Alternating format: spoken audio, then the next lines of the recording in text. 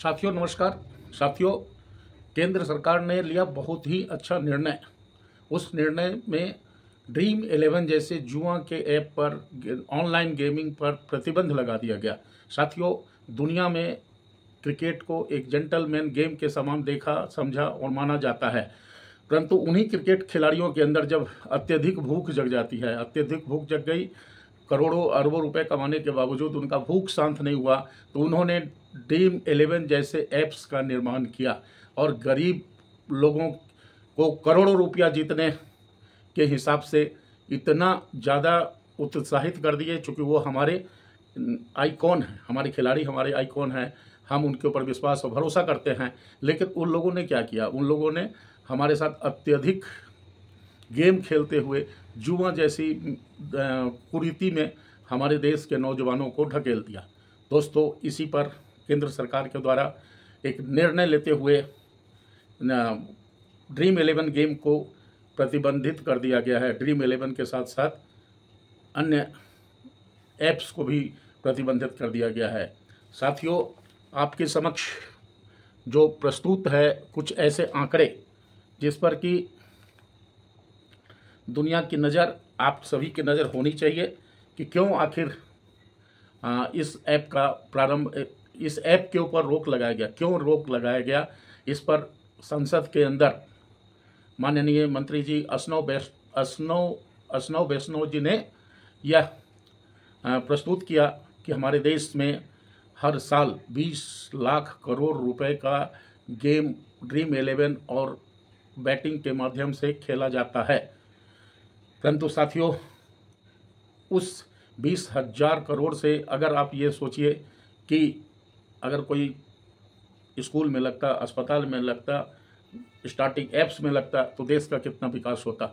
इसीलिए सरकार की भूमिका को हम लोग सराहना करते हैं। 20,000 करोड़ रुपया का स्रोत जो है आपका टाइम्स ऑफ इंडिया से लिया गया है और टाइम्स ऑफ इंडिया ने अपने अखबार में इसे प्रकाशित किया, अपने न्यूज़पेपर में अपने प्रकाशित किया है। दोस्तों, दूसरा जहां तक है कि संसद के अंदर जो माननीय वैष्णव जी मंत्री महोदय ने प्रस्तुत किया, उसका स्रोत इकोनॉमिक्स टाइम्स के माध्यम से लिया गया है।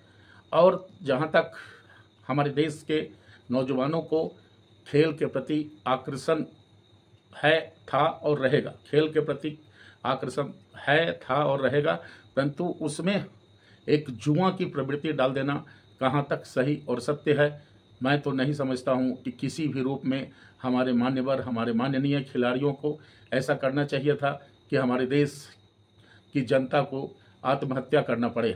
साथियों, कर्नाटक पुलिस के आंकड़ों के अनुसार जनवरी 23 से जुलाई 25 के बीच 32 आत्महत्या किया गया। और वो 32 आत्महत्या करने वाले लोग कौन थे? 32 आत्महत्या करने वाले लोग यही ऑनलाइन गेमिंग से, ड्रीम 11 से, जुआ में हारने वाले लोग थे, जो खिलाड़ियों के प्रचार को देख करके ऑनलाइन गेमिंग में आए और 32 लोगों ने अपनी जान को समाप्त कर दिया। उनके परिवार, उनके आश्रित आज भूखे मरने को मजबूर हैं। तो सवाल है कि जिम्मेवार कौन है? क्या क्रिकेटर? वही क्रिकेटर जिम्मेवार होते हैं। और इस आंकड़े को भी टाइम्स ऑफ इंडिया ने प्रस्तुत किया है। दोस्तों, सबसे गंभीर और कठिन सवाल है कि जिनके लिए हम लोग दिन रात जय जयकार करते हैं क्रिकेट के गेम के लिए, क्रिकेट के खिलाड़ियों के लिए, उन्हीं खिलाड़ियों के द्वारा हमारे नौजवानों से धन ऐंठने की कितनी लालसा है, ये आप सभी, हम सभी लोगों के सामने आ चुका है। करोड़ों अरबों रुपया प्रत्येक गेम में, चाहे वो वनडे का मैच हो, 2020 का मैच हो, सब मैच को मिला करके करोड़ों अरबों रुपया बल्कि प्रत्येक साल ये खिलाड़ी अर्जित करते हैं। और उसके बाद भी उनका पेट नहीं भरता है और उसके बाद भी वो जुए पे उतारू हो जाते हैं। जुआ खेलने के लिए लोगों को उकसाते हैं कि आप जुआ खेलोगे, आप ड्रीम 11 में टीम बनाओगे तो आपको लाखों मिलेगा, आपको करोड़ों मिलेगा, आपको अरबों मिलेगा। क्या ये हमारे आइकॉन, हमारे खिलाड़ियों के लिए शोभा की बात है? तो इसी में कहा गया है कि हमारे खिलाड़ियों की जर्सी पर तो तिरंगा लहराता है, हमारे खिलाड़ियों की जर्सी पर तो तिरंगा लहराता है, लेकिन जब वो टीवी के ऊपर आते हैं तो उनके टीवी पर ड्रीम 11 लहराता है और उस ड्रीम 11 से हमारे देश के अंदर अत्यधिक खतरनाक गंभीर परिणाम दिया है। आज तो केंद्र सरकार प्रशंसा की लायक कदम उठाई है, जिस पर कि ऐसे गेम्स के ऊपर प्रतिबंध लगाया। माननीय मंत्री जी ने संसद के अंदर इस बात को प्रस्तुत किया कि dream 11 betting online game drugs से भी ज़्यादा खतरनाक है। तो शायद मंत्री जी का ध्यान आज नहीं कल, सरकार का ध्यान आज नहीं कल ड्रग्स से हो रहे भारी नुकसान पर भी जाएगा।